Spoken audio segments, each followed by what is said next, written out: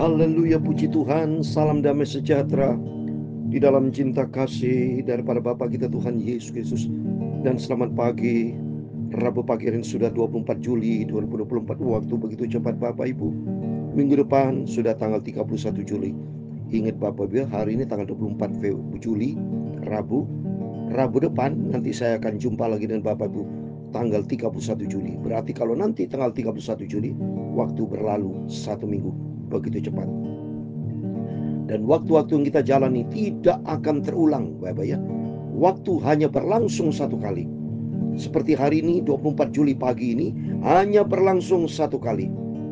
24 tahun 2024. Tahun depan bukan 24 Juli 2024, tahun depan 2025. Berarti mari setiap kesempatan yang Tuhan berikan buat kita, jangan lakukan kesempatan dengan sia-sia. Jangan berlalu dengan sia-sia, tapi pergunakan selalu untuk Tuhan Yesus. Lakukan perkara-perkara yang kekal. Jangan kita melakukan perkara yang fana di dunia ini. Saya melakukan perkara yang kekal. Ini firman Allah. Karena firman Allah katakan, orang melakukan kehendak Allah akan hidup selama-lamanya, akan kekal. Tapi orang melakukan kehendak dunia akan selesai sudah. Dunia akan lenyap. Tapi hanya bagi orang melakukan kehendak Allah akan kekal selama-lamanya. Pada kesempatan pagi ini, sebentar kita baca Yosua pasal ke-7. Puji Tuhan. Yosua sudah kita baca 6 pasal, sekarang hari ini pasal ke-7. Dosa dan hukuman keluarga akan Karmi. Nanti kita baca. Biar setiap langkah hidup kita, hidup ini sebuah perjalanan. Tapi jangan sampai di tengah jalan Bapak Ibu seperti Ain bin Karmi jatuh di dalam dosa. Kita selalu minta pimpinan Roh Kudus, putih dan bersih bagikan salju. Putih dan bersih, amin, haleluya, bagaikan salju, amin, haleluya. Basuhlah semua dosaku hingga putih bagai salju, amin, haleluya. Basuhlah Tuhan dosaku dalam darah-Mu yang suci, amin, haleluya. Penuhi selalu hatiku, haleluya, dengan kuasa Roh Kudus, amin, haleluya. Jiwaku terbuka bagi-Mu, basuhlah semua dosaku, haleluya. Basuhlah dengan darah-Mu hingga putih bagai salju, amin, haleluya. Putih dan bersih, amin, haleluya, bagaikan salju, amin, haleluya. Basuhlah semua dosaku, haleluya, hingga putih bagai salju, amin, haleluya. Tuhan bermahkota duri, haleluya, menanggung banyak sengsara, amin, haleluya. Diberi nyawanya gantiku hingga ku dapat selamat, amin, haleluya. Basuhkanlah Tuhan hatiku agar hamba jadi milik-Mu, haleluya. Basuhlah dengan darah-Mu hingga putih bagai salju, amin, haleluya. Putih dan bersih, amin, haleluya, bagaikan salju, haleluya. Basuhlah semua dosa hingga putih bagai salju, amin, haleluya. Penuhi hamba dengan Roh-Mu untuk mengatasi dosa, haleluya. Sucikanlah hatiku ini ya Bapa, jadikan hamba kabar-Mu, haleluya, hingga berkenan pada Tuhan dan berbuat dalam kerajaan-Mu, haleluya. Basuhlah dengan darah-Mu hingga putih putih bagai salju. Amin, haleluya.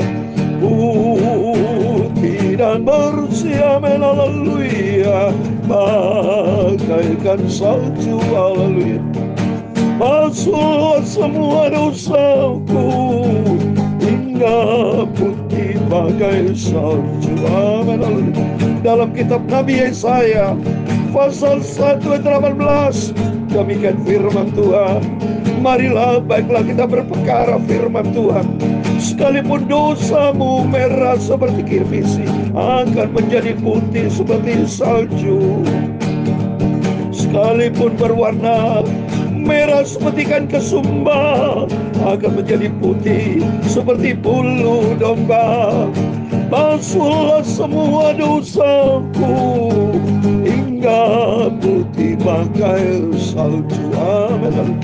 Ya Tuhan, punya mula kebesaran dan kejayaan, kehormatan, kemakmuran dan keagungan. Ya segala-galanya yang ada di langit dan di bumi, ya Tuhan, punya mula kerajaan.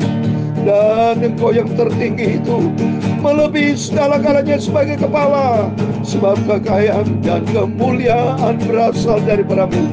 Dan Engkau yang berkuasa atas segala-galanya. Dalam tangan-Mu lah kekuatan dan kejayaan. Dalam tangan-Mu lah kuasa membesarkan dan mengokohkan segala-galanya. Sekarang Allah kami, dalam nama Tuhan Yesus Kristus, kami bersyukur kepadamu dan memuji nama-Mu yang agung itu, Tuhan Yesus. Sucikan mulutku, hatiku, pikiranku. Pagi ini kami mau baca firman-Mu.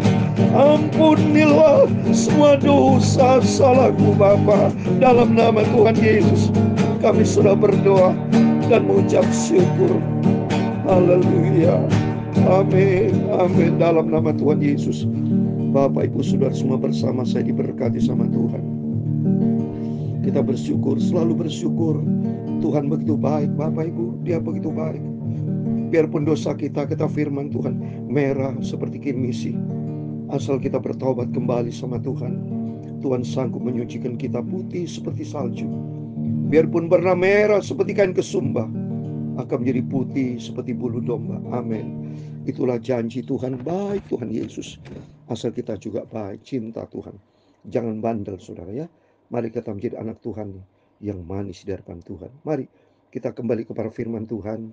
Kita puji Tuhan, syukur saya sama Tuhan Yesus. Kalau Tuhan pelihara hidup saya masih sehat, sungguh saya terima kasih. Biarpun saya sudah usia 68 tahun saudara ya, tetapi memang kondisi fisik udah beda sama dulu. Sekarang mudah capek sudah, karena sudah 68 hampir 70 sudah ya. Berarti tahun depan 69 ya, sudah mendekati 70 ya. Tapi tidak apa-apa, yang penting saya sehat, Bapak sehat, senantiasa hidup ini untuk Tuhan. Saya bersyukur karena selagi usia sudah selanjut ini makin sungguh sama Tuhan, berarti makin mendekati ajal akhir, berarti makin mendekati surga. Karena kita akan sasaran surga. Tetap semangat dengan pekerjaan Tuhan. Biarpun keadaan mudah capek begini-begini ya. Kalau nutin daging saya mungkin bisa berhenti saudara, karena tidak kuat, capek saudara ya. Persiapan, tapi karena Tuhan Yesus memberikan kekuatan. Ini bukti beda. Kalau menurut kekuatan saya tidak kuat. Tapi kata firman Tuhan dalam Filipi pasal 4 ayat 13, segala sesuatu dapat kutanggung di dalam Dia yang memberikan kekuatan kepada kita. Oh sungguh Bapak Ibu bisa kuat sampai detik ini, itu karena Tuhan Yesus. Kalau jangan pernah jauh dari Tuhan, tapi kita mau selalu dekat dengan Yesus. Sepanjang Yesus satu-satunya Tuhan Juru Selamat kita. Amin. Mari saya mau baca Yosua pasal 7, satu pasal penuh dari ayat 1 sampai 26. Demikian firman Tuhan. Dosa dan hukuman akan. Tapi orang Israel berubah setia dengan mengambil barang-barang yang dikhususkan itu. Karena An bin Karmi bin Sabdi bin Serah dari suku Yehuda mengambil sesuatu dari barang-barang yang dikhususkan itu. Lalu bangkitlah murka Tuhan terhadap orang Israel. Coba nih saudara ya. Dari suku Yehuda, inilah manusia berubah setia. Padahal Tuhan sudah bilang, nanti kalau sudah memasuki negeri itu, semua harus dibakar. Ya. Jangan sampai disimpan. Ya. Semua harus ditumpas, saudara. Ya, tidak boleh Ya, coba baca nih, ya. Di pasal yang ke-6, saya mau baca ya. Pasal yang ke-6 ya, ayat yang ke-19. Segala emas dan perak serta barang-barang tembaga dan besi adalah kudus bagi Tuhan. Semuanya itu akan dimasukkan ke dalam perbadan Tuhan. Lalu bersolah bangsa itu sedang sangat ditiup. Segera sudah bangsa itu mendengar bunyi sanggala. Bersolah mereka dengan suara yang nyaring. Maka runtuhlah tembok itu. Mereka menumpas dengan pedang. Jadi segala sesuatu tidak boleh, sudah. Ya, Tuhan sudah melarang semua harus dihabisin. Ya, tidak boleh diambil sananya, tidak boleh dicuri. Itu harus dimasukkan tempat kudus bagi Tuhan. Ya, tetapi ini Anbir Karmi, dia mencuri, saudara. Berarti tidak jujur. Menyimpang dari firman Tuhan, melanggar firman itu dosa. Karena dia serakah, itulah manusia. Serakah. Ya. Ayat kedua, Yosua menyuruh orang dari Yeriko ke Ai yang letaknya dekat Ben Awen di sebelah timur Betel. Dan berkata kepada mereka demikian, pergilah ke sana, intailah negeri itu. Maka pergilah orang-orang itu ke sana dan mengintai kota Ai. Kemudian kembalilah mereka kepada Yosua dan berkata kepadanya, tidak usah seluruh bangsa itu pergi. Biarlah hanya kira-kira 2 atau 3.000 orang pergi untuk mengumpul Ai itu. Jangan kau susahkan seluruh bangsa itu dengan berjalan ke sana, sebab orang-orang di sana sedikit saja. Maka berangkatlah kira-kira 3.000 orang dari bangsa itu ke sana, tapi mereka melarikan diri di depan orang-orang Ai. Sebab orang Ai itu menewaskan kira-kira 36 orang dari mereka. Orang-orang asal itu dikejar dari depan pintu gerbang kota itu sampai ke Sebarim dan dipukul kalah di lereng. Lalu tawarlah hati bangsa itu amat sangat. Yosua pun mengoyakkan jubahnya dan sujudlah ia dengan mukanya sampai ke tanah di depan tabut Tuhan hingga petang bersama dengan para tua atau orang Israel sambil menaburkan debu di atas kepalanya. Coba lihatin, saudara. Di dalam dunia ini banyak masalah pergumulan. Menghadapi peperangan tapi bangsa Israel kalah dengan Ai. Kenapa, saudara? Kalau kita lihat di sini ada dua hal menurut saya kesalahan. Yang pertama, kalau kita firman Tuhan lihat ini, ada dosa tersembunyi yang dilakukan oleh suku Yehuda. Itu yang pertama. Yang kedua, kalau menurut pandangan saya pribadi, saudara ya, di sini tidak ada doa sama Tuhan. Tidak ada kata-kata ini, minta dulu sama Tuhan, Tuhan, tolong. Apa kau izin berapa orang berangkat? Ternyata di sini hanya menggunakan kekuatan manusia. Ya, disuruh Yosua mengintai. Ayat ketiga, kemudian kembalilah mereka kepada Yosua dan berkata kepadanya, tidak usah suruh bangsa itu pergi. Biarlah hanya kira-kira 2.003 orang pergi untuk gempur Ai. Jangan kau susahkan suruh bangsa itu berjalan ke sebab orang di sana sedikit. Nah, pakai kekuatan manusia. Udah, nggak usah banyak-banyak. Di sana sedikit, ya pasti kita menang, yakin, sok yakin, overconfidence. Nggak ada doa di sini, ya. Nggak ada mengandalkan Tuhan atau tanya sama Tuhan, tidak, ya. Jadi menurut saya ada dua hal dan dijawab sama Tuhan. So. Yosua stres berat karena menghadapi kekalahan sampai Yosua menaburkan debu di atas kepalanya. Dan ayat ketujuh, berkata Yosua, Tuhan Allah, mengapa engkau menyuruh bangsa ini menyeberang sungai Yordan supaya kami diserahkan kepada orang Amori untuk dibinasakan? Lebih baik kalau kami putuskan tadinya untuk tinggal di seberang sungai Yordan itu. Oh Tuhan, apakah yang akan kukatakan setelah orang Israel lari membelakangi musuh? Cobaan Israel, kalah bangsa Israel. Jadi artinya Yosua nangis sama Tuhan. Tuhan, kenapa kalah? Kenapa Tuhan? Apa ayat 9? Apabila hal itu terdengar oleh orang Kanan dan seluruh penduduk negeri ini, maka mereka akan mengepung kami dan menyampaikan kami dari bumi ini. Dan apa yang akan kau lakukan untuk memulihkan nama yang besar? Oh, coba saya. Dia curhat sama Tuhan, berdoa. Tuhan, bagaimana Tuhan? Apa yang kau lakukan? Malu saya. Apa firman Tuhan ayat 10? Lalu berfirman Tuhan kepada Yosua, bangunlah, mengapa engkau sujud demikian? Orang Israel telah berbuat dosa. Mereka melanggar perjanjianku yang kuperintahkan kepada mereka. Mereka mengambil sesuatu dari barang-barang yang dikhususkan itu. Mereka mencurinya, mereka menyembunyikannya, dan mereka menaruhnya di antara barang. Coba nih, punya dosa tersembunyi. Melanggar perintah Tuhan, dosa. Maka di sini kita belajar, kalau sudah Tuhan larang, seperti manusia memang suka bandel, saudara. Lihat pada waktu Adam dan Hawa. Di Kejadian 2:17 Tuhan kan bilang, jangan makan buah itu. Kalau kau makan akan mati. Itu dilanggar. Sama dengan saat ini banyak orang Kristen dan Tuhan itu melanggar firman. Jangan mencuri, mencuri. Jangan korupsi, korupsi. Jangan berzina, berzina. Jangan berusaha. Pokoknya semua firman ada dilanggar. Jangan nyalakan Tuhan, saudara. Kalau seseorang itu berdosa kepada Tuhan, maka kehidupannya gagal, tidak ada berhasil. Ingat, itu pasti ada dosa yang tersembunyi, kata firman Tuhan. Lalu berfirman Tuhan kepada Yosua, bangun, mengapa engkau orang Israel telah berbuat dosa, mereka melanggar perjanjianku, melanggar firman Tuhan. Seperti di dalam Yesaya 59 ya saudara, ayat 1 dan 2. Dosalah penghambat keselamatan. Sesungguhnya tangan Tuhan tidak kurang panjang untuk menyelamatkan. Yesaya 59 ayat 1 dan 2. Dan pendengaranmu tidak kurang tajam untuk mendengar. Tapi yang merupakan pemisah antara kamu dan Allahmu ialah segala kejahatanmu. Dan yang membuat dia menyembunyikan diri terhadap kamu sehingga ia tidak mendengar ialah segala dosamu. Jadi di sini kita bisa belajar supaya jangan sampai kita simpan dosa seperti suku Yehuda bin Karmi. Terus berikutnya saudara, ayat 12. Seperti orang Israel tidak dapat bertahan menepi musuhnya. Mereka membelakangi musuhnya, sebab mereka itu pun dikhususkan untuk ditumpas. Aku tidak akan menyertai kamu lagi jika barang yang dikhususkan itu tidak kamu punahkan dari tengah kamu. Ini jadi melanggar firman Tuhan. Ya, Tuhan tidak bisa, saudara. Tuhan tidak bisa kompromi dengan dosa. Jangan ngatur Tuhan. Belajar kita hidup sesuai dengan aturan Tuhan. Jangan ngatur Tuhan, tapi belajar kita mau diatur sama Tuhan dan taat. Ya. Ayat 13, bangunlah kuduskanlah bangsa itu dan katakan kuduskanlah dirimu untuk esok hari. Sebab demikianlah firman Tuhan Allah Israel. Hai orang Israel, ada barang-barang yang dikhususkan di tengah-tengah kamu. Kamu tidak akan dapat bertahan menghadapi musuhmu sebelum barang-barang yang dikhususkan itu kamu jauhkan dari tengah-tengah kamu. Tuhan tidak mau kalah dari dosa. Karena Tuhan tuh mau hidup kita kudus. Besok kamu harus tampil ke muka suku demi suku.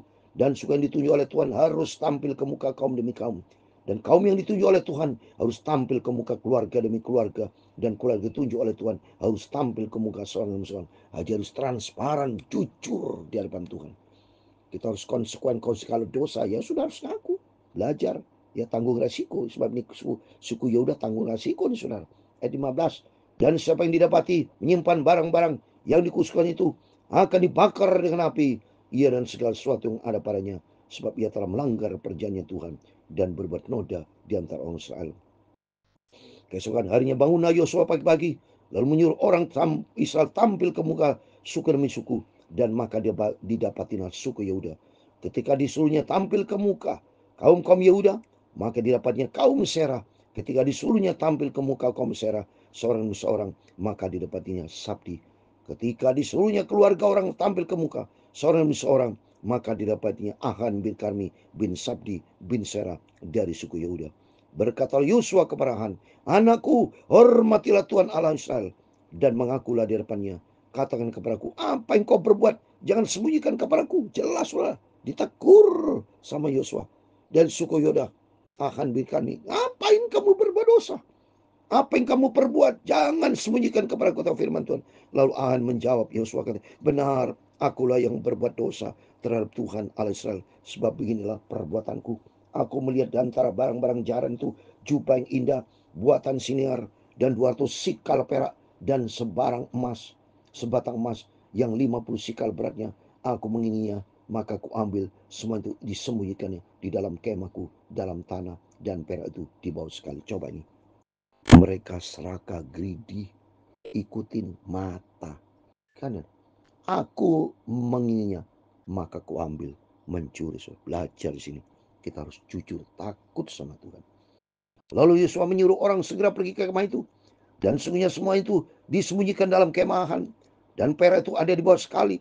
Maka mereka mengambil semuanya itu dari dalam kemah. Lalu membawanya kepada Yosua dan kepada semua Israel. Dan mencurahkan di depan Tuhan. Kemudian Yosua beserta seluruh Israel mengambil Ahan bin Serah dan perak, jubah dan emas sebatang itu. Anak-anaknya yang laki-laki dan perempuan, lembunya, keledainya dan kambing domanya, kemahnya dan segala kepunya. Lalu semuanya itu dibawa ke lembah Akor. Berkata Yosua, seperti engkau mencelakan kami, maka Tuhan akan mencelakan engkau pada hari ini. Lalu seluruh Israel melontari dia dengan batu, semuanya dibakar dengan api, dilempari dengan batu. Ayat 26 terakhir. Sudah itu didirikanlah di atasnya suatu timbunan batu yang besar yang masih ada sampai sekarang ini. Lalu surutlah murka Tuhan yang bernyala-nyala itu Oleh sebab itu nama tempat itu sampai sekarang disebutkan Lembah Ahor. Amin. Demikian firman Tuhan sudah kita baca Yosua 1:7, satu pasal penuh dari ayat 1 sampai 26 di dalam nama Tuhan Yesus Kristus. Kita semua diberkati Tuhan. Di sini kita bisa belajar. Jangan melanggar firman Tuhan. Jangan berbuat dosa. Dan kalau seandainya berbuat dosa, ngaku minta ampun sama Tuhan ya. Jangan ngulangi, itu namanya bertobat. Kalau tidak bertobat, binasa surat seperti di dalam Lukas 13 ayat 5. Kalau kita tidak bertobat, mati binasa surat. Saya mau baca. Makanya sebagai terakhir, maka melalui firman Tuhan kita bersyukur sama Tuhan ya. Supaya apa? Supaya kita hidup benar di depan kita belajar. Tuhan itu kudus. Jangan main-main dengan dosa. Lukas 13 ayat 5. Lukas 13 ayat 5. Tidak, kataku kepadamu, tetapi jikalau kamu tidak bertobat, kamu semua akan binasa dengan cara demikian. Amin. Di dalam nama Tuhan Yesus Kristus kita semua diberkati. Itu mari kita mau kembali kepada Tuhan. Kita mau cinta Tuhan. Kita mau hidup benar di hadapan Tuhan. Mau cinta Tuhan Yesus, benci dosa, dan hidup taat kepada firman Tuhan. Amin. Dan bersih. Amin. Haleluya. Bagaikan salju. Amin. Haleluya. Basuhlah semua dosaku hingga putih bagai salju. Amin. Haleluya. Tuhan memberkati engkau dan melindungi engkau. Tuhan menyinari engkau dengan wajah-Nya dan memberi engkau kasih karunia. Tuhan menghadapkan wajah-Nya kepadamu dan memberi engkau damai sejahtera. Bapa kami di surga, dikuduskanlah namamu, datanglah kerajaanmu, jadilah kehendak-Mu di bumi seperti di surga. Berikanlah kami pada hari ini makanan kami yang secukupnya, dan ampunilah kami akan kesalahan kami, seperti kami juga mengampuni orang yang bersalah kepada kami. Dan janganlah membawa kami ke dalam pencobaan, tetapi lepaskanlah kami daripada yang jahat. Karena Engkau-lah yang mempunyai kerajaan dan kuasa dan kemuliaan sampai selama-lamanya. Amin. Tuhan memberkati kita semua selamat pagi. Biar firman Allah memberikan kekuatan, menyadarkan kita bersama. Mari hiduplah kita sebagai pelaku firman. Hidup di dalam kebenaran firman Tuhan. Jangan simpan dosa. Jangan ada dosa tersembunyi. Mungkin di antara Bapak Ibu ada kegagalan, ada masalah yang kelihatannya belum dijawab sama Tuhan. Mungkin seperti Anbil Karmi, simpen dosa. Mari kita lepaskan semua dan minta ampun dan bertobat kembali sama Tuhan. Maka Tuhan akan pulihkan dan Tuhan berkati kita semua. Dalam nama Yesus, setiap kita semua diberkati sama Tuhan. Amin. Tuhan bersama kita. Immanuel. Amin.